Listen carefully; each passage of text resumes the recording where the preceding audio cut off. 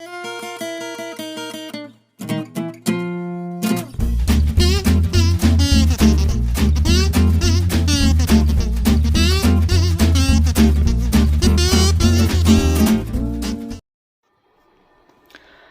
Friends, welcome back to my class. ಇವತ್ತಿನ ಕ್ಲಾಸ್ನಲ್ಲಿ what is simple past tense, structure of past tense, usage of helping verbs, did, didn't plus verbs ಇವುಗಳ ಬಳಕೆ ಹೇಗಿರುತ್ತೆ ಅನ್ನೋದನ್ನು ನಾನು ಈ ಒಂದು ಕ್ಲಾಸ್ನಲ್ಲಿ ತುಂಬ ಸರಳವಾಗಿ ನಿಮಗೆ ತಿಳಿಸ್ಕೊಡ್ತಾ ಇದ್ದೀನಿ. ನಾವು ಇವಾಗ ಆಲ್ರೆಡಿ ಪ್ರೆಸೆಂಟ್ ಟೆನ್ಸಲ್ಲಿರೋ 4 ಟೆನ್ಸ್ಗಳನ್ನು ಕಲ್ತ್ಕೊಂಡಿರ್ತೀವಿ. ಯಾರ್ಯಾರೆಲ್ಲ ಕಲ್ತ್ಕೊಂಡಿಲ್ಲ ಅವರೆಲ್ಲರೂ ಆ ವಿಡಿಯೋಗಳನ್ನು ನೋಡಿ, ಆಮೇಲೆ ನೀವು ಈ ವಿಡಿಯೋ ನೋಡೋದ್ರಿಂದ ತುಂಬ ಸರಳವಾಗಿ ನಿಮಗೆ ಅರ್ಥ ಆಗುತ್ತೆ. ಪಾಸ್ಟ್ ಟೆನ್ಸಲ್ಲಿರೋ ಮೊದಲನೇ ಟೆನ್ಸ್ ಆಗಿರುವಂಥ ಸಿಂಪಲ್ ಪಾಸ್ಟ್ ಟೆನ್ಸನ್ನು ನಾನು ಇವತ್ತು ತಿಳಿಸ್ಕೊಡ್ತಾ ಇದ್ದೀನಿ. ನಾನು ಮಾಡುವಂಥ ಎಲ್ಲ ವಿಡಿಯೋಗಳ ನೋಟಿಫಿಕೇಷನ್ ನಿಮಗೆ ಬೇಕು ಅಂತಂದರೆ ಸಬ್ಸ್ಕ್ರೈಬ್ ಮಾಡಿ, ನೋಟಿಫಿಕೇಷನ್ ಬಟನನ್ನು ಕ್ಲಿಕ್ ಮಾಡಿ ಹಾಗೂ ಲೈಕ್ ಮಾಡಿ. ಪ್ರೆಸೆಂಟ್ ಟೆನ್ಸನ್ನು ನಾವು ಆಲ್ರೆಡಿ ತಿಳಿದುಕೊಂಡಿದ್ದೇವೆ. ಅದರಲ್ಲಿ 4 ಟೆನ್ಸ್ಗಳನ್ನು ನಾವು ಕಲ್ತ್ಕೊಂಡಿದ್ದೇವೆ. ಈಗ ಎರಡನೇ ಟೆನ್ಸ್ ಆಗಿರುವಂಥ ಪಾಸ್ಟ್ ಟೆನ್ಸಲ್ಲಿ ನಾವು ಸಿಂಪಲ್ ಪಾಸ್ಟ್ ಟೆನ್ಸ್ ಅಂದರೆ ಏನು ಅನ್ನೋದನ್ನು ಇವತ್ತು ಈ ಕ್ಲಾಸ್ನಲ್ಲಿ ನಾನು ನಿಮಗೆ ತುಂಬ ಸರಳವಾಗಿ ತಿಳಿಸ್ಕೊಡ್ತಾ ಇದ್ದೀನಿ.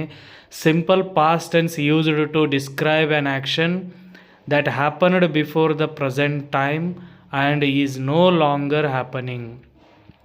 ಈ ಒಂದು ಟೆನ್ಸ್ ಏನಪ್ಪ ಅಂತಂದರೆ ಪಾಸ್ಟ್ ಟೆನ್ಸಲ್ಲಿ ಪ್ರಾರಂಭವಾಗಿರುತ್ತದೆ. ಒಂದು ಕ್ರಿಯೆ ಏನಪ್ಪ ಅಂದರೆ ಈ ಪ್ರೆಸೆಂಟ್ ಟೈಮ್ಗೆ ಅದು ಸಂಬಂಧವಿರುವುದಿಲ್ಲ. ಈ ಹಿಂದೆ ನಡೆದ ಕ್ರಿಯೆಗಳು ಅಥವಾ ಕೆಲಸಗಳು, ಈ ಹಿಂದೆಯೇ ಮುಗಿದಿರುವ ಕೆಲಸಗಳು, ಆ ಕೆಲಸಗಳು ಪ್ರಸ್ತುತ ಸಮಯಕ್ಕೆ ಏನೂ ಸಂಬಂಧವಿರುವುದಿಲ್ಲ. ಈ ಹಿಂದೆಯೇ ಕಂಪ್ಲೀಟ್ ಆಗಿರುತ್ತೆ, ಆದರೆ ಅದು ಪ್ರೆಸೆಂಟ್ ಟೆನ್ಸ್ಗೆ ಯಾವುದೇ ಸಂಬಂಧವಿರುವುದಿಲ್ಲ. ಅದರ ಇಂಪ್ಯಾಕ್ಟ್ನೂ ಕೂಡ, ರಿಸಲ್ಟು ಕೂಡ ಪ್ರೆಸೆಂಟ್ ಟೆನ್ಸಲ್ಲಿ ಇರೋದಿಲ್ಲ. ಆ ಒಂದು ಕ್ರಿಯೆ ಆಗಿದೆ ಅನ್ನೋದನ್ನು ನಾವು ಇದೇ ಟೆನ್ಸಲ್ಲಿ ಹೇಳಬೇಕಾಗತ್ತೆ. ಈ ಟೆನ್ಸ್ನ ಸ್ಟ್ರಕ್ಚರ್ ಹೇಗಿರುತ್ತೆ ನೋಡಿ. ಸಬ್ಜೆಕ್ಟ್ ಇರುತ್ತೆ, ಇಲ್ಲಿ ವರ್ಬ್ V2 ಇರುತ್ತೆ, ಪ್ಲಸ್ ಆಬ್ಜೆಕ್ಟ್ ಇರುತ್ತೆ. ಪಾಸಿಟಿವ್ ಸೆಂಟೆನ್ಸಲ್ಲಿ ಇಲ್ಲಿ ಸಬ್ಜೆಕ್ಟ್ಗೆ ಯಾವುದೇ ಹೆಲ್ಪಿಂಗ್ ವರ್ಬ್ಸ್ ಬರಲ್ಲ. ಇಲ್ಲಿ ಸಬ್ಜೆಕ್ಟ್ ಆದಮೇಲೆ ನಾವು ಡೈರೆಕ್ಟಾಗಿ ವರ್ಬ್ V2 ಅನ್ನು ನಾವು ಸೇರಿಸಿ ಆಮೇಲೆ ಆಬ್ಜೆಕ್ಟನ್ನು ಬರಿಬೇಕು. ಇಲ್ಲಿ ಯಾವುದೇ ಡಿಡ್, ಡಿಡಂಟ್ ಯಾವುದನ್ನು ಕೂಡ ನಾವಿಲ್ಲಿ ಪಾಸಿಟಿವ್ ಸೆಂಟೆನ್ಸಲ್ಲಿ ಯೂಸ್ ಮಾಡಲ್ಲ. For example, I wrote a story ಇದು ಕರೆಕ್ಟ್ ಆಗಿರುವಂಥ ವಾಕ್ಯ. I did wrote a story wrong. ಡಿಡ್ಡನ್ನು ಹಾಕಿ ರೋಟ್ ಹಾಕಿದ್ರೆ ತಪ್ಪು. I did write a story it is wrong. ನಾವು ಏನೇ ಮಾಡಿದ್ರೂ ಇಲ್ಲಿ ಸಬ್ಜೆಕ್ಟ್ ಆದಮೇಲೆ V2 ಅನ್ನು ಸೇರಿಸಿ ಆಮೇಲೆ ಆಬ್ಜೆಕ್ಟನ್ನು ಸೇರಿಸ್ಬೇಕು. ಯಾವುದೇ ಹೆಲ್ಪಿಂಗ್ ವರ್ಬನ್ನು ಸೇರಿಸಬಾರದು. ಇಲ್ಲಿ ನಾನು ವರ್ಬ್ಸ್ ಲಿಸ್ಟನ್ನು ಮೆನ್ಷನ್ ಮಾಡಿದ್ದೇನೆ. ನೀವು ಈ ಒಂದು ಎಲ್ಲ ವರ್ಬ್ಸ್ಗಳನ್ನು ನೋಟ್ ಮಾಡಿಕೊಂಡು ಪ್ರಾಕ್ಟೀಸ್ ಮಾಡಿ. ಈ ಒಂದು ಟೆನ್ಸಲ್ಲಿ V2 ವರ್ಬನ್ನು ನಾವು ಬಳಕೆ ಮಾಡಬೇಕಾಗತ್ತೆ. ಆಮೇಲೆ ನಾವು ನೆಗೆಟಿವ್ ಇದ್ದಾಗ V1 ಬಳಕೆ ಮಾಡಬೇಕು. ಪಾಸ್ಟ್ ಟೆನ್ಸಲ್ಲಿ ನಾವು ಮೊದಲನೇ ಟೆನ್ಸ್ ಆಗಿರುವಂಥ ಸಿಂಪಲ್ ಪಾಸ್ಟ್ ಟೆನ್ಸನ್ನು ಕಲಿತಾ ಇದ್ದೇವೆ ನೋಡಿ. ಎಕ್ಸಾಂಪಲ್ಸ್ ಹೇಗಿರುತ್ತೆ. Positive sentence, I drank milk, we drank milk, you drank milk, he drank milk, she drank milk, it drank milk, Raghu drank milk, they drank milk. ಇಲ್ಲಿ drink V1, drank V2 ಆಗಿರುತ್ತೆ. ನಾವು subject ಆದಮೇಲೆ ಡೈರೆಕ್ಟಾಗಿ ನಾವು V2 ವರ್ಬನ್ನು ಹಾಕಿ ಈ ಒಂದು ಟೆನ್ಸಲ್ಲಿ ವಾಕ್ಯ ರಚನೆಯನ್ನು ಮಾಡಬೇಕು. ನಾನು 6 ಗಂಟೆಗೆ ಹಾಲು ಕುಡಿದೆ. ಇಲ್ಲಿ ಆಗಿರುವಂಥ ಕ್ರಿಯೆ, ಪಾಸ್ಟ್ನಲ್ಲಿ ಆಗಿರುವಂಥ ಕ್ರಿಯೆಯನ್ನು ನಾವು ಹೇಳ್ತಿದ್ದೀವಿ.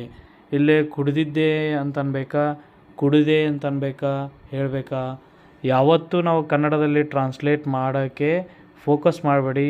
ಆಗ ಆ ಥರ ಮಾಡ್ಕೊಂಡು ಕೂತ್ಕೊಂಡ್ರೆ ನೀವು ಕಲೀಲಿಕ್ಕೆ ಆಗಲ್ಲ. ಇಂಗ್ಲೀಷ್ನಲ್ಲಿ ಸೆಂಟೆನ್ಸ್ ಮಾಡಿ ತುಂಬ ಈಸಿಯಾಗಿ ಕಲೀಲಿಕ್ಕೆ ಸಾಧ್ಯ. ಸೊ ಪಾಸ್ಟ್ನಲ್ಲಿ ಮಾಡಿರುವ ಯಾವುದೇ ಕೆಲಸನೂ ಈ ಟೆನ್ಸಲ್ಲಿ ಹೇಳಿ. ಇಲ್ಲಿ ಟೈಮನ್ನು ಹೇಳ್ತೇವೆ, ಆದರೆ ಪ್ರೆಸೆಂಟ್ ಪರ್ಫೆಕ್ಟ್ ಟೈಮಲ್ಲಿ ಟೈಮ್ನ ಹೇಳೋದಿಲ್ಲ. ಬಟ್ ಅದು ಪ್ರೆಸೆಂಟ್ ತುಂಬ ರಿಲೇಟ್ ಆಗಿರುತ್ತೆ. ಪ್ರೆಸೆಂಟ್ ಪರ್ಫೆಕ್ಟ್ ಟೆನ್ಸ್ನಲ್ಲಿ ನಡೆದಿರೋ ಕೆಲಸಗಳ ಎಫೆಕ್ಟ್ ನಮಗೆ ಪ್ರೆಸೆಂಟ್ನಲ್ಲೂ ಕಾಣ್ತಾ ಇರುತ್ತೆ. ಬಟ್ ಪಾಸ್ಟ್ ಟೆನ್ಸ್ನಲ್ಲಿ ಮುಗಿದಿರೋ ಆ್ಯಕ್ಷನ್ಗಳ ಅಥವಾ ಕೆಲಸಗಳ ರಿಸಲ್ಟ್ ಪ್ರೆಸೆಂಟ್ನಲ್ಲಿ ಕಾಣೋದಿಲ್ಲ. ಕನ್ನಡದಲ್ಲಿ ಕೊಟ್ಟಿರುವಂಥ ಎಲ್ಲ ಎಕ್ಸಾಂಪಲ್ಸ್ಗಳನ್ನು ನೀವು ನೋಟ್ ಮಾಡ್ಕೊಳ್ಳಿ. ಇಲ್ಲಿ ಪಾಸಿಟಿವ್ ಸೆಂಟೆನ್ಸ್ ಹೇಗಿರುತ್ತೆ ಅನ್ನೋದು ನಿಮಗೆ ಗೊತ್ತಾಯಿತು. ಸಬ್ಜೆಕ್ಟ್ ಆದಮೇಲೆ ನಾವು ಡೈರೆಕ್ಟಾಗಿ V2 ವರ್ಬನ್ನು ಸೇರಿಸ್ಬೇಕು. ಇನ್ ಕೇಸ್ ನೀವೇನಪ್ಪ ಅಂತಂದರೆ I was drank, I did drank ಈ ಥರ ಮಾಡಿದರೆ ರಾಂಗ್, ಅದು ತಪ್ಪಾಗುತ್ತೆ. ಹಾಗಾಗಿ ನಾವು ಇಲ್ಲಿ ಡಿಡ್ಡನ್ನು ಯಾವಾಗ ಸೇರಿಸ್ಬೇಕು, ಯಾವೊಂದು ಸೆಂಟೆನ್ಸ್ನಲ್ಲಿ ಸೇರಿಸ್ಬೇಕಪ್ಪ ಅಂತಂದರೆ ಇಲ್ಲಿ ನೆಗೆಟಿವ್ ಸೆಂಟೆನ್ಸಲ್ಲಿ ಡಿಡ್ಡನ್ನು ಯೂಸ್ ಮಾಡಬೇಕು. ನೆಗೆಟಿವ್ ಇಂಟ್ರಾಗೇಟಿವ್ನಲ್ಲಿ ಈ ಒಂದು ಡಿಡ್ಡನ್ನು ಸೇರಿಸಿ ನಾವಲ್ಲಿ ವಾಕ್ಯಗಳನ್ನು ಮಾಡಬೇಕಾಗತ್ತೆ. ನಾನು ಮುಂದೆ ಎಕ್ಸಾಂಪಲ್ಸ್ಗಳನ್ನು ತಿಳಿಸುವಂಥ ಸಂದರ್ಭದಲ್ಲಿ ನಿಮಗೆ ತುಂಬ ಸರಳವಾಗಿ ಅರ್ಥ ಆಗುತ್ತೆ. ನೆಗೆಟಿವ್ ಸೆಂಟೆನ್ಸ್ ಹೇಗಿರುತ್ತೆ ನೋಡಿ, ಸಬ್ಜೆಕ್ಟ್ ಇರುತ್ತೆ, ಇಲ್ಲಿ ಹೆಲ್ಪಿಂಗ್ ವರ್ಬನ್ನು ನಾವು ಡಿಡಂಟನ್ನು ಯೂಸ್ ಮಾಡ್ತೀವಿ. ಮತ್ತು ಇಲ್ಲಿ ತುಂಬ ನೀವು ನೆನ್ಪಿಟ್ಕೋಬೇಕಾಗಿರುವಂಥ ಒಂದು ಪಾಯಿಂಟ್ ಏನಪ್ಪ ಅಂದರೆ, ನಾವು ಪಾಸಿಟಿವ್ ಸೆಂಟೆನ್ಸಲ್ಲಿ ವರ್ಬ್ V2 ಆಗಿರುತ್ತೆ, ಅದನ್ನು ನೆಗೆಟಿವ್ ಮಾಡಿದಾಗ ಅದು V2 ಇರೋದು V1ಗೆ ನಾವು ಕನ್ವರ್ಟ್ ಮಾಡಿ ಬರೀಬೇಕು. ಆಮೇಲೆ ಆಬ್ಜೆಕ್ಟನ್ನು ಸೇರಿಸ್ಬೇಕಾಗತ್ತೆ. ಇಲ್ಲಿ ನಾನು ಡಿಡಂಟ್ ಅನ್ನೋವಂಥ ಶಾರ್ಟ್ ಫಾರ್ಮನ್ನು ಯೂಸ್ ಮಾಡಿದ್ದೀನಿ. ನೀವು ಇಲ್ಲ ಅಂದರೆ ಡಿಡ್ ಮತ್ತು ನಾಟನ್ನು ಕೂಡ ಬರಿಬೋದು. For example, I did not drank, it is wrong. ಇಲ್ಲಿ ಡಿಡ್ ಬಂದಾಗ ನಾವು ಡ್ರ್ಯಾಂಕ್ ಅಂತ ಯೂಸ್ ಮಾಡಬಾರ್ದು. ಐ ಡಿಡ್ ನಾಟ್ ಡ್ರಿಂಕ್ ಇದು ಸರಿಯಾದ ವಾಕ್ಯ. ನಾವು ಇಲ್ಲಿ ಡಿಡ್ ಅನ್ನೋದು ಇಲ್ಲಿ ಆಲ್ರೆಡಿ ಪಾಸ್ಟನ್ನು ತೋರಿಸ್ತಿರುತ್ತೆ. ಹಾಗಾಗಿ ನಾವು ವರ್ಬ್ನ V2 ಇರೋದನ್ನು V1 ಆಗಿ ಕನ್ವರ್ಟ್ ಮಾಡಿ ಬರೀಬೇಕಾಗತ್ತೆ. ನೆಗೆಟಿವ್ ಸೆಂಟೆನ್ಸ್ ಸ್ಟ್ರಕ್ಚರ್ ಹೇಗಿದೆ ನೋಡಿ, I did not drink, we did not drink, you did not drink, he did not drink, she did not drink, it did not drink, Raghu did not drink, they did not drink milk at 6. ಇಲ್ಲಿ ಏನಪ್ಪ ಅಂತಂದರೆ ನಾವು subject ಆದಮೇಲೆ ಡಿಡ್ಡನ್ನು ಹಾಕಿ ಅದಾದ ನಂತರ ನಾಟನ್ನು ಸೇರಿಸಿ ವರ್ಬ್ನ V1 ಆಗಿ change ಮಾಡಿ ಬರೀಬೇಕಾಗತ್ತೆ. ನಾನು 6 ಗಂಟೆಗೆ ಹಾಲು ಕುಡಿಯಲಿಲ್ಲ, ನಾವು 6 ಗಂಟೆಗೆ ಹಾಲು ಕುಡಿಯಲಿಲ್ಲ, ನಾನು ಆ ಒಂದು ಕ್ರಿಯೆ ಮಾಡಿಲ್ಲ ಅನ್ನುವಂಥ ಹೇಳಿಕೆಯನ್ನು ನಾವು ಇದೇ ಟೆನ್ಸಲ್ಲಿ ನೆಗೆಟಿವ್ ಫಾರ್ಮನ್ನು ಇದೇ ಥರ ಬರೀಬೇಕಾಗತ್ತೆ. ನೀವು ಎಲ್ಲ ಕನ್ನಡದಲ್ಲಿ ಹೇಳಿರುವಂಥ ಎಲ್ಲ ಎಕ್ಸಾಂಪಲ್ಸ್ಗಳನ್ನು ನೀವು ನೋಟ್ ಮಾಡಿಕೊಂಡು ನೀವೇ ಪ್ರಾಕ್ಟೀಸ್ ಮಾಡ್ಕೊಳ್ಳಿ. ಎಸ್ ಆರ್ ನೋ ಕ್ವಶನ್ಸನ್ನು ಹೇಗೆ ಹೇಳೋದು, ಇಂಟ್ರಾಗೇಟಿವ್ ಸೆಂಟೆನ್ಸ್. ಇಲ್ಲಿ ವಾಕ್ಯದಲ್ಲಿ ಮೊದಲಿಗೆ ನಾವು ಹೆಲ್ಪಿಂಗ್ ವರ್ಬನ್ನು ಸೇರಿಸಿ ಆಮೇಲೆ ಸಬ್ಜೆಕ್ಟನ್ನು ಸೇರಿಸ್ಬೇಕಾಗತ್ತೆ. Did I drink, did we drink, did you drink, did he drink, did she drink, did it drink, did Raghu drink, did they drink milk at 6. ಇಲ್ಲಿ ನಾನು 6 ಗಂಟೆಗೆ ಹಾಲು ಕುಡಿದ್ನಾ ಅಂತ ಕೇಳಿದಾಗ ನೀವು ಎಸ್ ಅಂದರೆ ಎಸ್ ಐ ಡಿಡ್ ಅಂತ ಹೇಳಬೇಕು. ನೋ ಅಂದರೆ ನೋ ಐ ಡಿಡಂಟ್ ಎಂದು ಹೇಳಬೇಕಾಗತ್ತೆ. ಇಲ್ಲಿ ನಾನು ಆ ಕೆಲಸವನ್ನು ಮಾಡಿದ್ನೋ ಇಲ್ಲೋ ಅನ್ನೋದನ್ನು ಎಸ್ ಆರ್ ನೋ ಕ್ವಶನ್ಸನ್ನು ನಾವು ಕೇಳ್ತಿರ್ತೀವಿ. ನೀವು ಇಲ್ಲೇ ಆ ರೀತಿ ಆನ್ಸರ್ ಮಾಡಬೇಕಾಗತ್ತೆ. ಈ ಸೆಂಟೆನ್ಸ್ನಲ್ಲಿ ವರ್ಬ್ ಯಾವ ಥರ ಬಳಕೆ ಆಗಿದೆ ಅನ್ನೋದನ್ನು ನೀವು ತುಂಬ ಗಮನದಲ್ಲಿ ಇಟ್ಕೊಂಡು ನೋಡಬೇಕಾಗತ್ತೆ. ಡಿಡ್ ಬಂದಾಗ ಇಲ್ಲಿ ವರ್ಬ್ V1 ಆಗಿ ಚೇಂಜ್ ಮಾಡಬೇಕಾಗತ್ತೆ. ನಾವು ಪಾಸಿಟಿವ್ ಸೆಂಟೆನ್ಸಲ್ಲಿ ಮಾತ್ರ ನಾವು V2 ವರ್ಬನ್ನು ಯೂಸ್ ಮಾಡಬೇಕು. ಉಳಿದಿರುವಂಥ ನೆಗೆಟಿವ್ ಇಂಟ್ರಾಗೇಟಿವ್ ಸೆಂಟೆನ್ಸಲ್ಲಿ ವರ್ಬ್ V1 ಆಗಿರುತ್ತೆ. ನೆಗೆಟಿವ್ ಎಸ್ ಆರ್ ನೋ ಕ್ವಶನ್ಸನ್ನು ಯಾವ ರೀತಿ ಮಾಡೋದು, negative interrogative sentence. Didn't I drink, didn't we drink, didn't you drink, didn't he drink, didn't she drink, didn't it drink, didn't Raghu drink, didn't they drink. ಇಲ್ಲಿ ನೋಡಿ, ಮೊದಲಿಗೆ helping ವರ್ಬನ್ನು ಹಾಕಿ ಆಮೇಲೆ ನಾವು ನಾಟನ್ನು ಸೇರಿಸಿ ಅದಾದ ನಂತರ ನಾವು ಸಬ್ಜೆಕ್ಟನ್ನು ಸೇರಿಸಬೇಕಾಗತ್ತೆ. ನಾನು 6 ಗಂಟೆಗೆ ಹಾಲು ಕುಡಿಯಲಿಲ್ವೇ, ನಾವು 6 ಗಂಟೆಗೆ ಹಾಲು ಕುಡಿಯಲಿಲ್ಲವೇ, ಅವನು 6 ಗಂಟೆಗೆ ಹಾಲು ಕುಡಿಯಲಿಲ್ಲವೇ, ಈ ಥರ ಹೇಳುವಾಗ ನಾವು ನೆಗೆಟಿವ್ ಇಂಟ್ರಾಗೇಟಿವ್ ಸೆಂಟೆನ್ಸನ್ನು ಇದೇ ಥರ ಮಾಡಬೇಕು. ಎಲ್ಲ ಕನ್ನಡ ಎಕ್ಸಾಂಪಲ್ಸ್ಗಳನ್ನು ನೀವೇ ನೋಟ್ ಮಾಡ್ಕೊಳ್ಳಿ. ನಾನು ಹೇಳೋದು ನಿಮಗೆ ಅರ್ಥ ಆಗ್ತಿದೆ ಅಲ್ವಾ? ತುಂಬ ಸರಳವಾಗಿ ಬೇಸಿಕ್ ಕಲಿತಿರೋರಿಗೆ ತುಂಬ ಸರಳವಾಗಿ ಈ ವಿಡಿಯೋ ಅರ್ಥ ಆಗುತ್ತೆ. ನೀವು ವಿಡಿಯೋನ ಪಾಸ್ ಮಾಡಿ ಎಲ್ಲ ಪಾಯಿಂಟ್ಸ್ಗಳನ್ನು ನೋಟ್ ಮಾಡಿಕೊಂಡು ನೆನ್ಪಿಟ್ಕೊಳ್ಳಿ. ಇನ್ನೂ ಒಂದಿಷ್ಟು ಎಕ್ಸಾಂಪಲ್ಸ್ ಮುಖಾಂತರ ನಾನು ನಿಮ್ಗೆ ತಿಳಿಸ್ಕೊಡ್ತಾ ಇದ್ದೀನಿ. ಐ ಬಾಟ್ ನಾನು ಖರೀದಿಸಿದೆ. ಐ ವರ್ಕ್ಡ್ ನಾನು ಕೆಲಸ ಮಾಡಿದೆ. ಶಿ ವೆಂಟ್ ಅವಳು ಹೋದಳು. ಹಿ ರೋಟ್ ಅವನು ಬರೆದ. ಐ ಏಟ್ ನಾನು ತಿಂದೆ. ದೇ ನ್ಯೂ ಅವರಿಗೆ ಗೊತ್ತಿತ್ತು. ಐ ವಾಚ್ಡ್ ನಾನು ನೋಡಿದೆ. ಶಿ ಕುಕ್ಡ್ ಅವಳು ಅಡುಗೆ ಮಾಡಿದಳು. ಇಲ್ಲಿ ನಾನು ಸಬ್ಜೆಕ್ಟ್ ಮತ್ತು V2 ಅನ್ನು ಮಾತ್ರ ಹೇಳ್ಕೊಡ್ತಾ ಇದ್ದೀನಿ.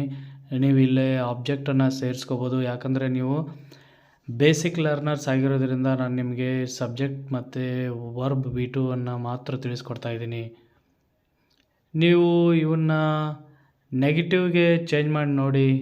ಯಾರ್ಯಾರೆಲ್ಲ ನೀವು ಕಲ್ತ್ಕೊಂಡಿರ್ತೀರ ನೆಗೆಟಿವ್ನ ತುಂಬ ಸರಳವಾಗಿ ಮಾಡ್ತೀರಾ. ನೆಗೆಟಿವ್ ಮಾಡಬೇಕಾದ್ರೆ ಡಿಡ್ ನಾಟನ್ನು ಸೇರಿಸ್ಬೇಕು. I did not learn. I did not work. She did not go. He did not write. Yes or no question ಹೇಳುವಾಗ ಹೆಲ್ಪಿಂಗ್ ವರ್ಬನ್ನು ಮೊದಲಿಗೆ ಬಳಸಬೇಕು. Did I learn. Did I work. Did she go. Negative yes or no questions ಹೇಳುವಾಗ did ಜೊತೆಗೆ ನಾಟನ್ನು ಸೇರಿಸ್ಕೋಬೇಕು. Didn't I learn. Didn't I work. Didn't she go. Didn't he write. ಈ ರೀತಿ ನೀವು ಎಲ್ಲ ಸೆಂಟೆನ್ಸ್ಗಳನ್ನು ನೋಟ್ ಮಾಡಿಕೊಂಡು ಪ್ರಾಕ್ಟೀಸ್ ಮಾಡಿಕೊಂಡು ಕನ್ನಡದಲ್ಲೂ ಕೂಡ ನೀವು ಚೇಂಜ್ ಮಾಡ್ಕೊಳ್ಳಿ. ಇನ್ನೊಂದಿಷ್ಟು ಎಕ್ಸಾಂಪಲ್ಸನ್ನು ನೋಡಿ. He bought a new car last month. ಅವನು ಕಳೆದ ತಿಂಗಳು ಹೊಸ ಕಾರ್ ಖರೀದಿಸಿದ. We watched a movie. ನಾವು ಚಲನಚಿತ್ರವನ್ನು ವೀಕ್ಷಿಸಿದ್ದೇವೆ.